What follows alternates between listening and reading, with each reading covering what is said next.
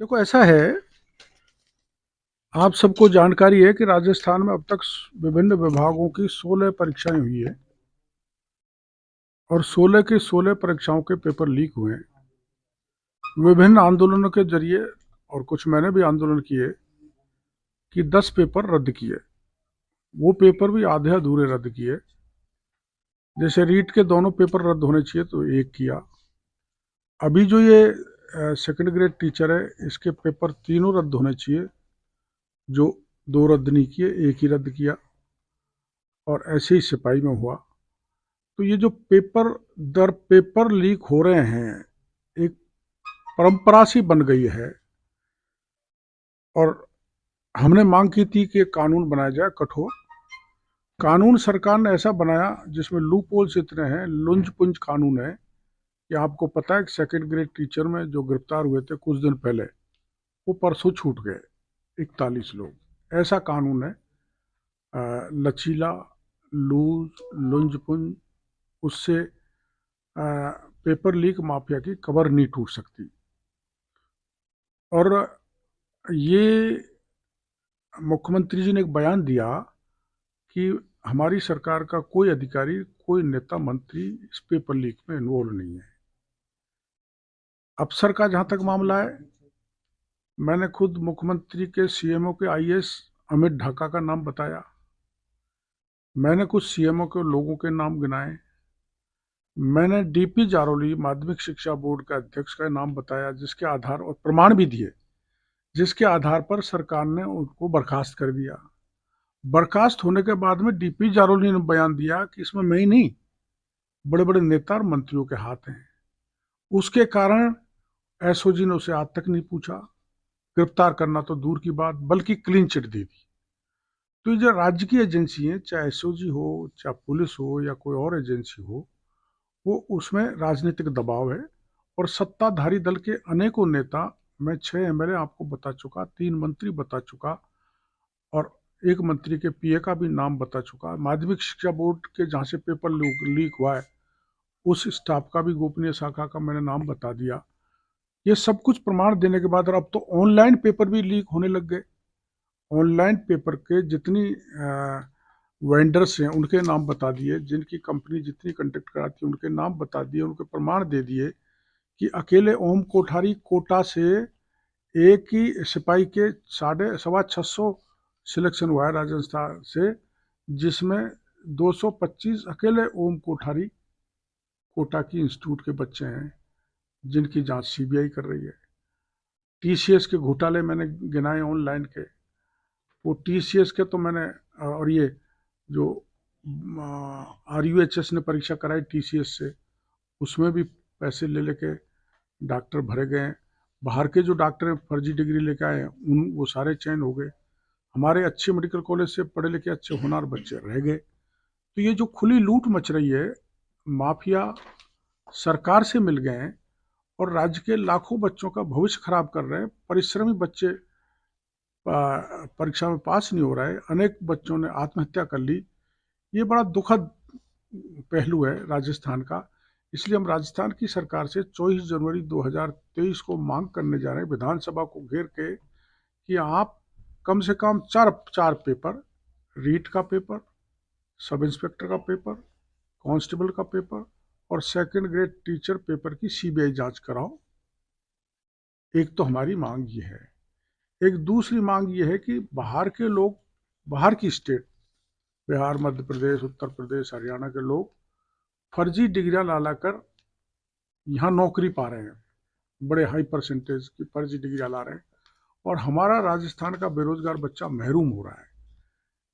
तो राजस्थान सरकार से हमारी मांग है ये 24 जनवरी को, कि आप 75% आरक्षण राजस्थान के स्थानीय बच्चों को रोजगार में किया जाए, बिल लाके, जैसे हरियाणा ने किया है, पंजाब ने किया है, मध्य प्रदेश ने किया है।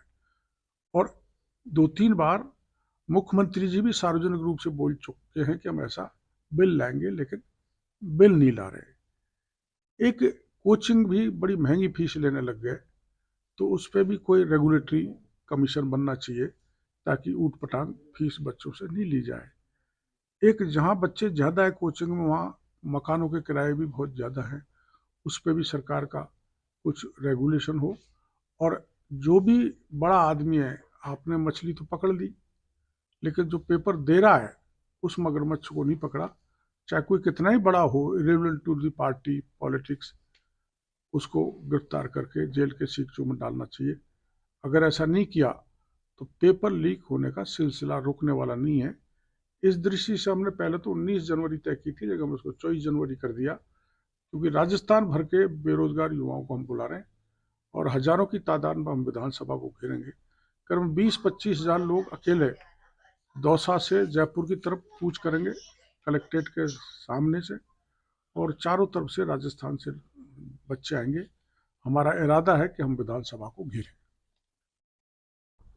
सर, दिव्या मित्तल की अभी गिरफ्तारी हुई है, उन पर अब आपने देख लिया दिव्या मित्तल, उस एसओजी को जांच की दी गई रीट की, जहां दिव्या मित्तल बैठी हुई है। जो दिव्या मित्तल 2 करोड़ की रिश्वत में पकड़ी गई, वो क्या न्याय देंगे सर बच्चों को? दिव्या मित्तल पर आरोप है कि उन्हें जो जांच दी गई थी उस दवा कारोबारी से, जो रिश्वत मांगी गई थी जिस प्रकरण में, वो ऊपर वालों के कहने पर दी गई थी।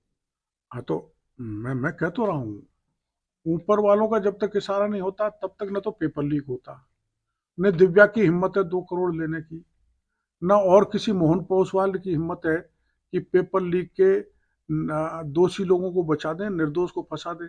एसओजी खुद पेपर लेके अपने जानकारों को लीक कर रही है। एसओजी दोषियों से पहले से ले रही है, निर्दोषियों से पैसे ले रही है, जिसके प्रमाण मैंने दिए हैं। एसओजी खुद पेपर लीक या दूसरे अपराधों में पैसा इकट्ठा करने में लगी हुई है। भारी भ्रष्टाचार है। सचिन पायलट ने भी आरोप लगाया कि तिजोरी से कैसे निकल गया, ये जादू है क्या है। भाई ये बात तो सही है कि उसी जादू के साथ सचिन पायलट ने ये वादा किया था राजस्थान के लोगों से कि हम संपूर्ण कर्जा माफ करेंगे, तो तब तक क्यों नहीं बोले पायलट साहब? क्यों चुप बैठे थे? और अब वही कहते हैं कि तिजोरी से कैसे निकल गया, कौन से जादूगरी चली। आपने ही बच्चों को कहा था कि हम राजस्थान के बेरोजगारों को भरपूर रोजगार देंगे, और जब तक रोजगार नहीं लगेगा, जब तक 3,500 बेरोजगारी भत्ता देंगे। और आपको पता है कि राजस्थान में देश की सर्वाधिक बेरोजगारी है, 30.8% बेरोजगारी राजस्थान में है। देश की सबसे ज़्यादा महंगाई भी देश की सबसे ज़्यादा राजस्थान में, वेट इतना है डीजल और पेट्रोल पर। तो ठीक है, लेट जागे वो भी जगना है। शुरू से अगर पायलट साहब जग जाते, लेकिन अब कुर्सी चली गई, जब जग रहे हैं तो कोई बात नहीं। वो जो हम कह रहे हैं उसको, सच्चाई को मान रहे हैं कि पेपर लीक हो रहे हैं, और वो किस जादूगरी के तहत लीक हो रहे हैं, इतना कहने की हिम्मत तो पायलट साहब की पड़ी। हम उनका धन्यवाद देना चाहते हैं, लेकिन हम मानेंगे जब 24 जनवरी को हमारे साथ बेरोजगारों के साथ प्रदर्शन करें, क्योंकि ये पॉलिटिकल मूवमेंट है। तब मानेंगे वो हृदय से बोल रहे हैं, सच्चाई से बोल रहे हैं किसानों के लिए, बेरोजगारों के लिए। वो उनको कोई कुर्सी की चाहत नहीं है, वरना हमारे साथ नहीं आए तो हम मानेंगे वो कुर्सी के लिए लड़ाई लड़ रहे हैं, लोगों को बहका रहे हैं। सर, आजकल वापस एक बार फिर गहलोत और पायलट आपस में बयानबाजी करने लग गए। कल गहलोत साहब ने कहा कि हमारी पार्टी में भी एक कोरोना आ गया था। क्या माने, कैसे क्या इंडिकेट मिल रहे हैं? आपको ध्यान हो, बीच में वेणुगोपाल आए थे तो दोनों के हाथ मिला के गए थे, तो मैंने उस समय बयान दिया था कि ये हाथ तो कुछ दिनों के हैं, राख के नीचे आग धधक रही है, राख जैसे ही हटेगी अग्नि प्रचंड उससे प्रज्वलित होगी। वो समय आ गया कि पायलट नहीं रुक रहे, बयान दे रहे हैं। और वो तो कह रहे हैं जादूगरी होते हुए भी किस जादू से पेपर निकला, और ये उनको कोरोना कह रहे हैं। गहलोत साहब ने एक बार कहा था कि 15 साल तक मेरा कोई बाल बांका नहीं कर सकता। दूसरे दिन पायलट साहब ने कहा था कि 50 साल तक भी मेरा कोई बाल बांका नहीं कर सकता। गहलोत साहब पायलट को गद्दार कह चुके हैं, नकारा कह चुके हैं, और निकम्मा कह चुके हैं। तो अब कोरोना कह दिया, क्या फर्क पड़ता है? पर देश की, प्रदेश की जनता कोरोना से बची रहे, ये भगवान से हम कामना का चाहते हैं। और ऐसा कोरोना कांग्रेस में घुस गया जो कोरोना कांग्रेस को पूरी तरह से तहस नहस कर देगा राजस्थान में। सर, हनुमान बेनीवाल ने जो थोड़े दिन पहले कहा था कि वो भी स्तर पर लड़ाई का लड़ रहे हैं, किसानों का मुद्दा ले लीजिए। उन्होंने कहा कि करोड़ी लाल जी, सचिन पायलट एक साथ आए। क्या 24 तारीख को आप भी आमंत्रण दे रहे हैं?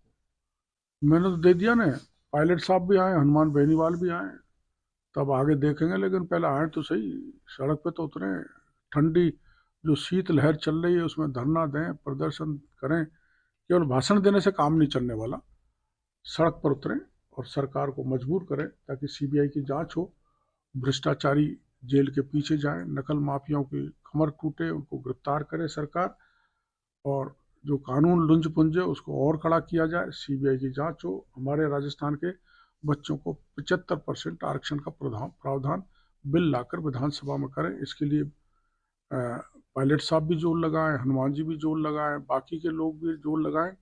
सभी अगर एक होकर इस पर जोर लगाएंगे तो हमारे बच्चों का भविष्य संवर सकेगा, सुधर सकेगा, अंधकार से उनको बचाया जा सकेगा। वरना ये सिलसिला रुकने वाला नहीं है, वो अंधेरी, अनंत अंधेरी गुफा में हमारे बच्चे जाने के लिए मजबूर होंगे। सर, बजट भी आने वाला है और कहा जा रहा है कि कई बार का जो बजट है वो नौजवानों के लिए होगा, किसानों के लिए होगा। क्या आप पॉलिटिकल पार्टी या नौजवानों को साथ देने की कोशिश करेंगे? देखो, जो भी बजट होगा, गहलोत साहब का बजट ऐसा होता है, घोषणा तो खूब कर देते हैं। वो तो ये भी कह रहे हैं कि मैं ईआरसीपी में, केंद्र की सरकार पैसा नहीं देगी तो मैं भी दूंगा, मैं ईआरसीपी लगाऊंगा, चालू करूंगा। ईआरसीपी दौसा तक आने में 15 साल लगेंगे, तो उनका क्या फर्क पड़ता है, 5-6 महीने के लिए और 10-5 हज़ार रुपये ईआरसीपी में दे देंगे तो कोई चंबल का पानी यहाँ में अपन बैठे यहाँ तक थोड़ा आ जाएगा। उसके लिए तो बाकायदा सीडब्ल्यूसी की क्लियरेंस चाहिए, 75% वाटर डिपेंडेबिलिटी चाहिए, मध्य प्रदेश की सहमति चाहिए, और केवल फर्स्ट फेज के लिए 37,000 करोड़ रुपए चाहिए। जो बजट टोटल राजस्थान की सरकार का नहीं, वो कहाँ से लगाएंगे? तो वो गुमराह करने वाला, जवान और किसानों को गुमराह करने वाला बजट ला रहे हैं। अब आपको पता है, अतिवृष्टि हुई थी जब गिरदावरी कराई, 1 पैसा किसानों को नहीं मिला। अब पाला पड़ गया, जब गिरदावरी करा रहे हैं 1 पैसा नहीं देंगे। उन सारी गिरदावरी को दफ्तर दाखिल कर देते हैं, न किसान को मिलता, न बेरोजगारों को बेरोजगारी भत्ता मिलता, न नौकरी मिलती है तो पेपर लीक मिलता है। राजस्थान के किसान और जवान त्रस्त हैं। मेरे को लगता है एक लोक लुभावन बजट लाएंगे राजस्थान के बच्चों को, किसानों को गुमराह करने का। लेकिन अब राजस्थान का किसान और जवान इस सरकार को समझ चुका है, इनके बहकावे में आने वाला नहीं है, और निश्चित रूप से सत्ता परिवर्तन होगा। कांग्रेस पूरी तरह से सुपड़ा साफ होगा और भारतीय जनता पार्टी प्रचंड बहुमत से राजस्थान में सरकार बनाएगी। राजनीतिक गलियारों में चर्चा है कि आपको दिल्ली ले जाया जा रहा है मंत्री बनाने। मैं तो दिल्ली हूँ 4 साल से, 2018 का मंत्रालय में दिल्ली जा गया रहे हूँ। हैं, हैं? मंत्रालय में जा रहे हैं। अब ये तो उनका नेताओं का निर्णय है, लेकिन मैं अगर उस सीमा में बंध गया तो फिर मैं रोज रोज के जो करता रहता हूँ, इसका क्या होगा? मेरे को तो ये, मैं इस चिंता में डूब रहा हूँ, मैं कैसे आऊँगा फिर लोगों को सड़क पर उतरने के लिए। इसलिए अब वो तो पार्टी का निर्णय जो करेगी, लेकिन अब हमारे यहाँ राज्य में भी चुनाव आ गए, उसके 6 महीने बाद लोकसभा के भी चुनाव आ जाएंगे। तो मेरा तो सोच ऐसा है कि मेरे को ऐसे ही अलमस्त हाथी की तरह घूमने दिया जाए तो उचित रहेगा। सर, आप कई बार कह चुके हैं कि मुझे 2008 में पार्टी से निकाल दिया गया, निकाला था। फिर घर वापसी हुई और लगातार आप अकेले ही दम पर काफ़ी मुद्दे उठाए हैं। कोई नेता, लगभग कई मुद्दे ऐसे हैं जहाँ साथ दिखाई नहीं देते। कारण क्यों नहीं? आमागढ़ में पूरी पार्टी थी जब मैं गिरफ्तार हुआ था, राजस्थान भर में लोग सड़कों पर उतरे थे। शंभू पुजारी की डेड बॉडी को लेके गया था, जो पूरी पार्टी वहाँ सिविल लाइन फाटक पर थी। और अब हम ये 24 को करने जा रहे हैं तो ये हमारे सब पार्टी के कार्यकर्ता खड़े हुए हैं, धुंधीराम जी, पारिक जी, इधर हमारे सुमन जी, सब पार्टी के कार्यकर्ता हैं। क्या आपके कार्यकर्ता है सर? पार्टी नहीं, पार्टी का कार्यकर्ता है। हाँ, ये बात अलग है कि ये मेरे को कुछ बढ़ चढ़ के पसंद करते हैं, जैसे गोलमाल को मैं करता हूँ। तो वो एक अलग बात है, पर हैं पार्टी के। सर, पीएम सीएम फेस को लेकर पार्टी में काफ़ी उथल पुथली मची हुई। किसको? सीएम CM फेस फेस को को लेकर लेकर। बीजेपी में कोई उथल पुथल नहीं है। कॉम्पिटिटर ज़्यादा होना तो सुखद लोकतंत्र की निशानी है। 6 से 7 8 हमारे मुख्यमंत्री हैं, फिर भी लड़ाई नहीं हो रही। वहाँ तो 2 ही हैं, एक तो कुर्सी के फेविकोल लेके चिपका हुआ है, एक धक्का मारने में लगा हुआ है कि फेविकोल कैसे छूटे, नीचे गिरे, मैं कुर्सी पे बैठ जाऊं। वहाँ कुर्सी की लड़ाई है। हमारे यहाँ समाज सेवा और राष्ट्र की सेवा के लिए लोग आ रहे हैं। हमारे यहाँ कुर्सी की लड़ाई नहीं है। जो भी सेंट्रल पार्लियामेंट बोर्ड और प्रधानमंत्री जी तय करेंगे वो राजस्थान का मुख्यमंत्री बन जाएगा। हमारे यहाँ जो लड़ाई करेगा वो तो मरेगा। सर लास्ट सवाल ये है कि दिल्ली में धरना प्रदर्शन चल रहा है, देश के एथलेटिक्स यौन शोषण को लेकर धरना प्रदर्शन कर रहे हैं, गंभीर आरोप लगाए हैं। देखो, जिस ढंग का खिलाड़ी हैं वो आरोप लगा रहे हैं तो उसकी जांच होनी चाहिए गंभीरता से। और कोई कितना ही बड़ा आदमी हो, अगर ऐसा कुकृत्य